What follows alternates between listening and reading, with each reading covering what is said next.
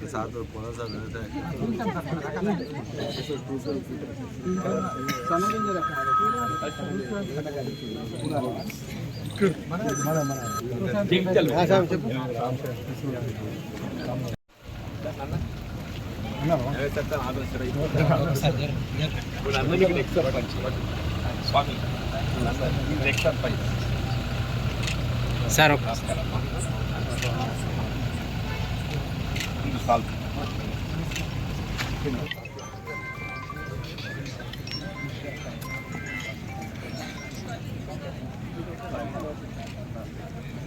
पूरा डिटेल दिए conference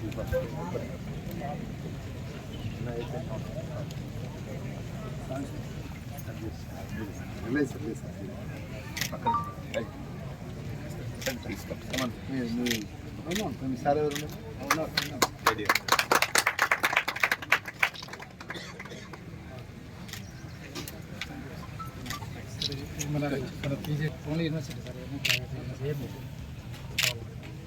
sir పులా రకం సన్న రకంలో దొడ్డు రకం 1638 ఇప్పుడు బాగా పాపులర్ సార్ సన్న రకం 1638 బీపీటీ 5204కు ప్రత్యామ్నాయంగా ఇప్పుడు నిజామాబాద్ జిల్లాలో కూడా పెద్ద ఎత్తున సాగు చేస్తున్నారు. అదేవిధంగా రాజనగర్ అది కూడా యూనివర్సిటీ 15048 తెలంగాణ 2015 ఉత్తర తెలంగాణ మండలంలో సార్ ఎక్కువ మనకి ఎల్లుకోడి సమస్య ఎక్కువ ఉంటుంది, మొత్తం సమస్య. తర్వాత అదేవిధంగా యాసంగి పెట్టడానికి అగ్గితేవం ఎక్కువ వస్తుంది. ఆ ప్రాబ్లమ్స్ దృష్టిలో పెట్టుకొని ఊసది కూడా బాగా వస్తున్నది బాబు. అంటే రైస్ తర్వాత రైస్ ప్రాబ్లమ్. నేను మొన్న ఆర్ఎన్ఆర్ పెట్టినా ఆ ఊస తిరుగుతుంది బాగా నష్టపోయి సార్. స్టెంబర్ యాసంగిలో ముఖ్యంగా బాగా ఎక్కువ వస్తుంది. వర్షాకాలం వచ్చింది సార్. అంటే వరి తర్వాత వరి ఒకప్పుడు పోయికల్ కిందికి వచ్చేది, ఇప్పుడు మనం పైకి వస్తున్నాం అంటే అందులోనే డెవలప్ అవుతుంది. గోనారం నుంచి వచ్చిన రకాల్లో పైకి పోయొద్దు మిషన్స్ తోటి మిషన్స్ తోటి ఆపరేట్ చేస్తారు కదా. ఎందుకంటే మనకు లేబర్ అయినప్పుడు కిందికి వచ్చేవాళ్ళు. దాంతో మనకు గోనారం నుంచి 118 రకం దొడ్డు గింజ రకం సిరుగుప్పం, గంగావతి, యాదగిరి 1,00,000 ఎకరాలు మనమే ఉంటుంది. అవును లాస్ట్ టైం 3 ఏళ్ళ కింద బాగా పాపులర్ అయింది సార్. వడగళ్ళకి తట్టుకుంటుంది, పడిపోదు సార్. సార్ ఇక్కడ నుంచి 30 మన జిల్లాలో ఎక్కువ ఎండు తెగులు వస్తుంది కదా సార్. పైనుంచి రిలీజ్ కమిటీ ద్వారా విడుదల చేయడం జరిగింది సార్. ఇది స్వల్పకాలిక హైబ్రిడ్. మన వర్షాకాలం ఖరీఫ్ 32 to 36 క్వింటాల్స్ ఎకరానికి సార్. ఇదేమో వర్షాకాలంలో ఎప్పుడైతే వర్షాలు డిలేగా వస్తాయో ఆలస్యంగా విత్తుకోవడానికి కోతకు వస్తుంది. దిగుబడి వచ్చేసి 30 నుంచి 32 క్వింటాలు వస్తుంది. ఉల్లికోడిని తట్టుకుంటుంది. Fine variety. ఇది కూడా ఇది ఖరీఫ్కి ఉపయోగపడేది సార్. 1200 ఆర్డీఆర్ 1200. ఇది మధ్యకాలిక 130 రోజుల్లో. ఈ రకం యొక్క ప్రాముఖ్యత ఏంటంటే సార్ ఈ రకం యొక్క ప్రాముఖ్యత ఏంటంటే ఈ సన్నగింజ రకంలో దోమలు తట్టుకుంటున్నాం.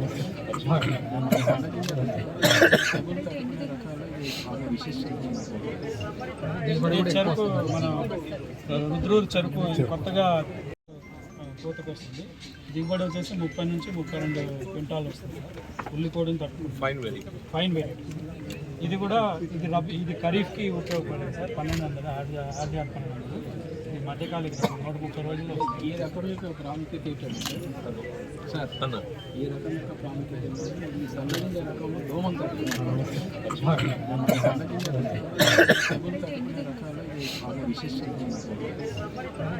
చెరుకు మన రుద్రూరు చెరుకు కొత్తగా తెలిసిన రైతులు ఇబ్బందులు వర్గ కంపోస్ట్ గురించి మనందరూ కలిసి నాణ్యమైందని ఇంతమంది పిల్లలు చెప్తా ఉన్నారు. మనం ఏం చెప్తున్నాం, పొలాలు తలబెడుతున్నాం. దానిపైన మల్చింగ్ మిషన్స్ పెట్టి వచ్చేస్తామని చెప్పి లాభదాయకంగా ఉంటుందని చెప్పారు. అంటే వర్మి కంపోస్ట్ ప్రాధాన్యత అంతా తెలిసి వర్మి కంపోస్ట్ అంటే ఏదో బాగుంటుంది అందరూ తెలుసు. మనకు అర్త్ వామ్స్, ఆ అర్త్ వామ్స్ మనం చంపే పని మొదలుపెట్టి. సో ఆ టైంలో మన స్థాయిలంతా కూడా ఎట్లయితే న్యాచురల్ దాన్ని మనం దాన్ని అంతమొందిస్తూ ఉన్నాం. కాబట్టి ఆ విషయాల్లో కూడా అన్నింటిలో అవగాహన తెచ్చారు. మన సంతోషం. మన ఈ సందర్భంలో ఇక్కడ ఇంత గొప్ప కార్యక్రమం ఇక్కడ డెవలప్ చేశారు. చివరిగా ముగించే ముందు బికాస్ ఇట్స్ ఇన్స్టిట్యూషన్, మనం ఒక సంస్థలో ఉన్నాం. అలాంటి విద్యా సంస్థలు ఇంత గొప్పగా డెవలప్ చేసుకుంటూ నేను పెద్దలు అట్లు లక్ష్మణ్ కుమార్ గారు వేదికపై మీరు వారి దృష్టికి ఒక విషయాన్ని తీసుకొస్తా ఉన్నా. మరి మన ప్రాంతంలో అన్ని అగ్రికల్చర్ కాలేజీల గురించి చెప్పారు. మరి ఎస్సీ రెసిడెన్షియల్ డిగ్రీ కళాశాల అగ్రికల్చర్ సంబంధించింది మనం ఈ జిల్లాలో ప్రారంభించుకున్నాం. దానికి ఎలాంటి వసతులు లేక వాళ్ళు చాలా ఇబ్బంది పడుతున్న విషయాన్ని మనకి ఈ మధ్యలో దృష్టికి వచ్చింది. మరి ఆ స్టూడెంట్స్ కూడా ఇక్కడ తీసుకొచ్చుంటే ఆ ఫ్యాకల్టీ కూడా ఇన్వాల్వ్ చేసి ఉంటే మరి హౌ టు డూ మరి లేకపోతే ఏమవుతుందంటే అది ఒక డిఫరెంట్ ఆర్గనైజేషన్ అయిపోయింది ఎస్ఐ వెల్ఫేర్. ఇక్కడనే రీసెర్చ్ కానీ మీ స్టూడెంట్స్ అడ్వాన్స్ అయిపోతున్నారు. అక్కడ స్టూడెంట్స్ మా అరకొర వసతులతో ఎక్కడో ఉండిపోయింది. ఆ విషయంలో ప్రత్యేకమైన చొరవ పెద్దలు లక్ష్మణ్ కుమార్ గారు తీసుకొని అవసరం పడితే అంటే కొంత డిఫికల్ట్ దాన్ని ఒక యూనివర్సిటీ నుంచి ఉన్నదాన్ని ఒక యూనివర్సిటీకి అనుసంధానం చేయడం అనేది చాలా ప్రాబ్లమ్స్ ఉంటాయి. కానీ వాళ్ళు తప్పకుండా కొంత శ్రమ తీసుకోవాలి. మేము కూడా ఉంటాం. మాకంటే మీరు ఉన్నత పదవులు ఉన్నారు కాబట్టి ఖచ్చితంగా ఎస్సీ రెసిడెన్షియల్ అగ్రికల్చర్ మనకి దగ్గర ఎంత కొరకలు ఏర్పాటు చేసిందో అక్కడ వసతులే కావచ్చు. మరి ఈ విధంగా సాంకేతిక ఆధునిక పరిజ్ఞానాన్ని ఇక్కడ స్టూడెంట్స్ ఎట్లా పొందుతున్నారో వాళ్ళకు కూడా వచ్చే విధంగా చూడాలని కూడా తెలియజేస్తూ మరి దాంతో పాటుగా రఘురామరెడ్డి గారు ఉన్నారు, ఏడీఆర్ గారు చాలా రెగ్యులర్గా వస్తూ ఉంటారు. మరి ఈ హార్టికల్చర్ విషయంలో horticulture agriculture is not different. అంటే మన పూలు పండ్లు కాయగూరలు అవి వేరు, వ్యవసాయం వేరు కాదు. ఇంతకుముందు రామరెడ్డి గారు చెప్పినట్టు ఇంకా చేపలు పరుగులు ఆవులు లాంటివి చెప్పారు. అంతకాకుండా కానీ ఉద్యానవన పంటల విషయంలో మనకు అనుకున్నంత స్టాఫ్ కానీ ఆ రీసెర్చ్ ఏం జరుగుతుంది అనే విషయంలో మనకి ఇవాళ అనుకున్న స్థాయిలో తెలియట్లేదు. రైతు నాయకుడు రాజకీయ నాయకుడు ఉంటే ఏదైనా కనబడలేదు. అంటే రోజు 10,000 రూపాయల కూరగాయలు జగిత్యాల రైతు బజార్లు అమ్ముతున్నాయి. రోజు 10,000 రూపాయల కూరగాయలు ఉంటే ఇప్పుడే చూపిస్తుంది కానీ లేనప్పుడు పేరు ఎంత బాగుండదు. ఇక్కడ పెట్టప్పుడు జగిత్యాలు ఉండేవారు 10,000 రూపాయల కూరగాయలు అమ్ముతున్నారు. మనమంతా కూడా ఇంకే అదే బట్టలు అవే పోతా ఉన్నాం. పొలాలు పెడుతున్నాం, వేసేయడం మొక్క అఫ్కోర్స్ కొంత కోతలు పెడుతున్నాం, అది కాదు. కానీ ఆ విషయంలో కూడా కొంత పరిజ్ఞానాన్ని రైతాంగాలకు ఇంకా తీసుకెళ్తే బాగుంటుందని చెప్పి తెలియజేస్తూ నాకు ఈ అవకాశం ఇచ్చిన అందరికీ ఒక్కొక్కసారి ఇచ్చే ముందు regarding palm oil I want speak. మరి పామ్ ఆయిల్ గురించి అసలు ఇక్కడ మాట్లాడలేదు. ఇవాళ ప్రభుత్వం ఇంతకుముందు ఎట్లయితే చెప్పిందో 25,000 కోట్ల రూపాయలు కోఆపరేటివ్ ఇస్తామని చెప్పి అమిత్ షా గారు కేంద్ర ప్రభుత్వంలో పామ్ ఆయిల్ మీద మరి మనకు అన్ని సబ్సిడీలు ఇస్తున్నారు. ఇవాళ పామ్ ఆయిల్ మీద మనం 1,00,000 కోట్ల రూపాయల విదేశీ మార్గ ద్రవ్యాన్ని కోల్పోతున్నాం. ఇప్పటికే దాదాపు 6,000 ఎకరాలు పెట్టినాం. ఇంకో 4,000 ఎకరాలు పెడితే తప్ప ఆ కంపెనీ మనకి వైరబుల్ కాదు. కంపెనీ అనేది మనకు దేవుడు మనకి దగ్గర కంపెనీతో వాడక నచ్చిస్తారా కానీ మరి వ్యాపారస్తులు మంచుకుంటే రైతు మంచుకుంటాడు అన్నట్టు వాళ్ళు మంచుకుంటేనే మనం బాగుంటాం. సో ఈ మధ్య కాలంలో కొంత ప్రభుత్వం కూడా గతంలో జరిగిన మీటింగ్ లో బెంగళూరు సచివారెడ్డి గారు కూడా గిట్టుబాటు ధర మాట్లాడారు. ఇప్పుడు దాంట్లో ఏమైనా చేంజెస్ వచ్చినాయి నాకు ఐడియా లేదు, ఎందుకంటే కంపెనీతో మాట్లాడలేదు. కానీ హార్టికల్చర్ వాళ్ళు పిల్లలందరూ ఇక్కడ కనబడ్డారు, అన్వేష్ వాళ్ళు హార్టికల్చర్ కనబడ్డారు. సో తప్పకుండా మరి పామాయిల్కు అనువైన స్థలం మనది కాబట్టి ఈ కోతుల నుండి మనకు ఉద్యానవన పంటలు పండించలేకపోతుంది కాబట్టి లేబర్ ప్రాబ్లం కూడా కొంత తక్కువ ఉండే అవకాశం, అదేవిధంగా నీళ్లు కూడా తక్కువ అవసరం పడతాయి కాబట్టి మరి పామాయిల్ విషయంలో కూడా ఒకసారి ఇట్స్ నాట్ సబ్జెక్ట్ అగ్రికల్చర్ కాకుండా హార్టికల్చర్ అయినా కానీ ఇక్కడ ఒకసారి ఒక సెమినార్ ఏర్పాటు చేసి రైతులు చైతన్యవంతం చేయాలి. లేకపోతే మళ్ళీ 6,000 ఎకరాలు వేసిన రైతులు ఇప్పటికే 6,000 ఎకరాలు వేసిన చిన్న సన్నకారు మధ్య రైతులు ఇబ్బంది పాలవుతారు. తప్పకుండా లాభదాయకంగా ఉంటుందని చెప్పి కేంద్ర రాష్ట్ర ప్రభుత్వాలు ప్రోత్సహిస్తున్నాయి కాబట్టి దానిపైన కూడా అవగాహన సదస్సు ఒకటి ఏర్పాటు చేయాలని కోరుతూ నాకు అవకాశం ఇచ్చినందుకు ప్రత్యేకంగా ధన్యవాదాలు ఇస్తున్నాను. Thank you. Seed processing plant గురించి చెప్పారు. దానిపైన కూడా ఆలోచన చేసినప్పుడు పోచారం శ్రీనివాస్ రెడ్డి గారు మంత్రి ఉన్నప్పుడు పునరుద్ధరించాం 5 కోట్లతో దగ్గరకు వచ్చింది. సో మధ్యలో కరోనా రకరకాల కారణాలు మళ్ళీ నాకు అవకాశం ఇచ్చారు. ఇచ్చిన అవకాశం చదువుకోలేకపోయినా తుమ్మల నాగేశ్వర గారి దగ్గరికి అక్కడి నుంచి అన్వేషణ Reddy season seed processing corporation chairman Anvesh Reddy గారు కూడా మనం వచ్చి కలిసి మన వేలుపూరి రైతు బిడ్డ మనం వచ్చి చూసిపోయాడు. మనం ప్రోగ్రెస్ ఉంది సార్, అది మన అగ్రికల్చర్ డిపార్ట్మెంట్ నుంచి సీడ్ ప్రాసెసింగ్ కార్పొరేషన్ నుంచి మీరేమో దీనికోసం అడిగిన of course depending on the funds that government will definitely will also take the notice of honourable minister chief minister. మరి చాలా విషయాలు మనం మాట్లాడే విషయాలు తప్ప వేరే మాట్లాడదలుచుకోలేదాం. దాంతో పాటుగా పెద్దలు వెంకటేశ్వరరావు గారు చెప్పారు గిట్టుబాటు ధర విషయం. మనం తప్పక ఆలోచన చేయాలి. మనం రైతులను ఎప్పుడైనా కానీ ఏ వృత్తిలో ఉండాలి, ప్రభుత్వం మీద ఆలోచన చేస్తున్నప్పుడు ఆ ఇందులో పోవాలి. జస్ట్ 3-4 రోజులు నేను ఒక ప్రైవేట్ ఫంక్షన్ పోయినా ఒక జాతీయ స్థాయి నాయకుడి కుమారులు ప్రముఖ వ్యాపారవేత్త షుగర్ ఇండస్ట్రీ నడుపుతారు. చాలా కలిసిన 3 రోజులు చెప్తా ఉండే కోఆపరేటివ్ మూవ్మెంట్ తప్ప ఇప్పుడున్న పరిస్థితుల్లో కేంద్ర ప్రభుత్వం వేరే దానికంటే ఎక్కువ ప్రాధాన్యత ఇస్తుంది. 25,000 కోట్ల రూపాయలు ఇవాళ కోఆపరేటివ్ స్కీమ్ ఇస్తున్నారు. ఈ విషయాన్ని మరి మొన్ననే అమిత్ షా గారు ఇక్కడ వీడియో అంటే కోఆపరేటివ్ మూవ్మెంట్ లేకపోతే మనం వెళ్ళట్లేదు. మొన్న కూడా మహారాష్ట్ర ఎలక్షన్ లో చాలా 10,000 కోట్ల రూపాయలు అక్కడ కోఆపరేటివ్ షుగర్ ఫ్యాక్టరీస్ వాటర్ తెప్పించిన విషయాన్ని కూడా తెలియజేస్తారు. అంటే ఈ రకంగా ప్రభుత్వ కేంద్ర రాష్ట్ర ప్రభుత్వాల ఆలోచనకు అనుగుణంగా ప్లస్ మన ప్రాంత దాన్ని చూస్తే అప్పుడు మన వ్యవసాయదారులకు కొంత లబ్ధి ప్రభుత్వం పై కూడా వస్తుందని చెప్పి కూడా ఈ సందర్భంగా తెలియజేస్తూ మరి మన జగిత్యాలలో చాలా గొప్ప కాలేజ్ ఉన్నది. దీన్ని బ్రహ్మాండంగా చేసుకున్నాం. మరి అందరూ కూడా మనకు షుగర్ కేన్ కావాలంటారు. అక్కడ ఎంత లేబర్ ప్రాబ్లం ఉంది. ఆ లేబర్ విషయంలో మిషన్స్ వచ్చినాయి. ఆ మిషన్స్ లో నేను చెప్పిన వ్యాపారం చెప్తా ఉన్నాను. ప్రభుత్వ ఇండస్ట్రీస్ ₹1 కోట్ల పైన మిషన్ అంటే కర్ణాటకలో వాళ్ళు సబ్సిడీ ఇస్తున్నారు. అనదర్ 20 lakhs ఇండస్ట్రీ వాళ్ళు ఇస్తున్నారు. లేబర్ అంత ప్రాబ్లం. ఇంతకుముందే రఘురామ్ రెడ్డి గారు చెప్పినట్టు పత్తి కూడా ఎదగడానికి మనకు లేబర్ లేని పరిస్థితి. మిషన్లతో పత్తి పెట్టాలనే పరిస్థితి మనకి ఈరోజు ఉన్నది. మరి అటువంటి సందర్భంలో ఎంతో రీసెర్చ్ చేస్తూ ఉన్నారు. మరి ఇవన్నీ కూడా చేస్తూ ఉంటూ మరి మన ప్రాంతాన్ని కూడా అభివృద్ధి చేయాలి. సీడ్ ప్రాసెసింగ్ ప్లాంట్ గురించి చెప్పారు.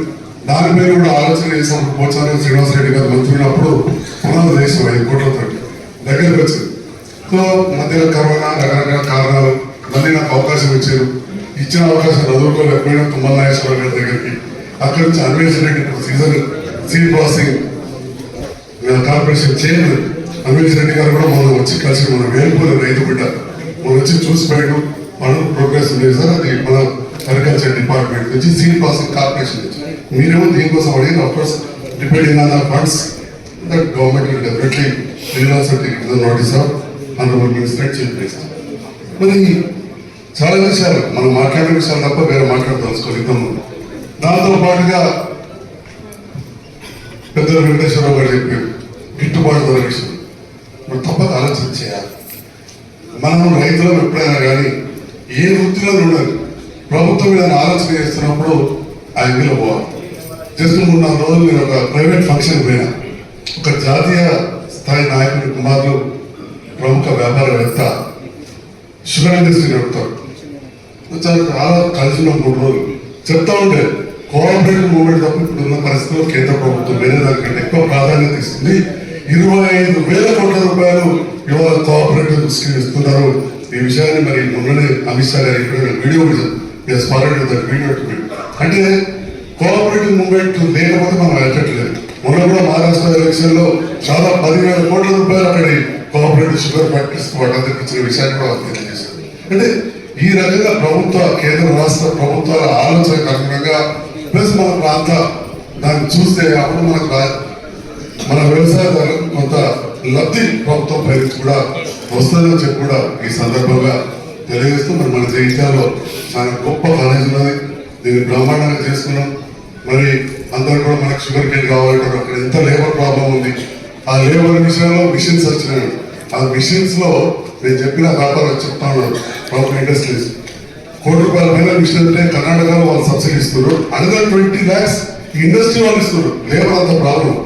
ఇంతకుముందే రఘురామ్ రెడ్డి గారు చెప్పినట్టు పత్తి కూడా ఎదగడానికి మనకు లేబర్ లేని పరిస్థితి. మిషన్లతో పత్తి పెట్టాలనే పరిస్థితి మనకి ఈరోజు ఉన్నది. మరి అటువంటి సందర్భంలో ఎంతో రీసెర్చ్ చేస్తూ ఉన్నారు. మరి ఇవన్నీ కూడా చేస్తూ ఉంటూ మరి మన ప్రాంతాన్ని కూడా అభివృద్ధి చేయాలి. విద్యాలయం వజ్రోత్సవం పురస్కరించుకొని మన పులాస ఇక్కడ ప్రాంతీయ వ్యవసాయ పరిశోధనా కేంద్రం నిర్వహిస్తున్నటువంటి ఈ సమావేశ నిర్వాహకులు స్థానిక ఏడీఆర్ శ్రీనివాస్ గారు, రఘురామ్ రెడ్డి గారు, కార్యక్రమ ముఖ్య అతిథులు ధర్మపురి శాసనసభ్యులు, అట్లాగే ప్రభుత్వ విప్ గారు అయినటువంటి స్వామి మిత్రులు అల్లూరి లక్ష్మణ్ గారు, మరొక ముఖ్య అతిథి స్థానిక శాసనసభ్యులు మిత్రులు సంజయ్ కుమార్ గారు, ముఖ్యంగా వివిధ హోదాల్లో బాధ్యతలు నిర్వర్తిస్తున్నటువంటి బోధనా సిబ్బంది, పరిశోధకులు, ప్రొఫెసర్, అనుబంధ ఉద్యోగస్తులు, ముఖ్యంగా రైతు సోదరులు 6 కాలం కష్టపడి పంట పండించి ఈ దేశానికి పట్టెడు అన్నం పెట్టేటువంటి ఒక రైతు సోదరులు ఇద్దరు భాస్కర్ రెడ్డి గారు 1983లో ఏదైతుందో ఈ ప్రాంతీయ వ్యవసాయ పరిశోధన కేంద్రం ఆరంభంలో ఏదైతుందో దీన్ని రూపొందించడంలో ప్రత్యేకంగా కృషి చేసినటువంటి భాస్కర్ రెడ్డి గారు, వేదికను అలంకరించినటువంటి వెంకటేశ్వరరావు గారు, సత్యనారాయణ రెడ్డి గారు, ఇంకా ఇతర మిత్రులు అందరికీ హృదయపూర్వకంగా శుభాకాంక్షలు, ముఖ్యంగా విద్యార్థులు అందరికీ శుభాకాంక్షలు తెలియజేస్తూ, తెలంగాణ రాష్ట్రం ముఖ్యంగా వ్యవసాయం మన ప్రధాన ఉపాధి అని చెప్పగలుగుతామంటే, ముఖ్యంగా గ్రామీణ ప్రాంతంలో నివాసితమై అటువంటి ఒక రైతాంగమే కానీ వ్యవసాయంపై ఆధారపడే రైతు కూలీలు కూడా చెప్పండి. ఇంతవరకైతే మనం వ్యవసాయ లాభసాటి మనం చేసుకోలేకపోతామో మరి ఉపాధి అనేది ప్రధానమైనటువంటి సమస్యలు ఎదుర్కొంటుంది. వీళ్ళ శాస్త్రవేత్తలు వారి యొక్క మేధో సంపత్తితోని వీళ్ళు మెరుగైనటువంటి ఒక విత్తన వంగడాలు రూపొందిస్తుంది. అంటే గతానికి ఇప్పటికీ కొంత ఉత్పత్తి పెరిగిందని చెప్పక తప్పదని చెప్పాలి. కానీ పెరుగుతున్నటువంటి ఉత్పత్తి వ్యయాన్ని మనం పరిగణలోకి తీసుకుంటే మనకి ఉత్పత్తి పెరగవలసినటువంటి ఒక ఆవశ్యకత ఉంది. ఇప్పుడు నాకున్నటువంటి అనుభవంతో చెప్తున్నాను. 2014లో diesel was 45 rupees per litre 2014లో. ఇవాళ అదే 96-97 రూపాయలు ఉందన్న, ఆల్మోస్ట్ ఇట్ ఇస్ డబుల్.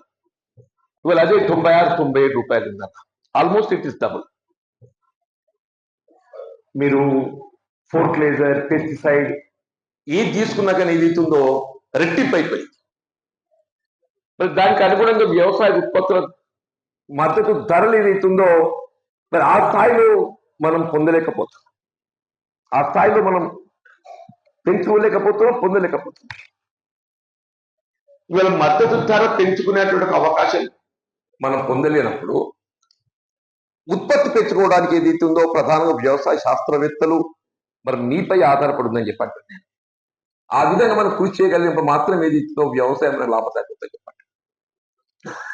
నాకు తెలిసి 2004లో 450 రూపాయల క్వింటల్ ఉండేవారు 2004లో. 2014లో 1350 రూపాయలు ఏంటంటే ఆల్మోస్ట్ 2 ఇతలు పెరిగి ఇవాళ 2320 రూపాయలు. ఇవాళ సో నాట్ ఈవెన్ డబుల్.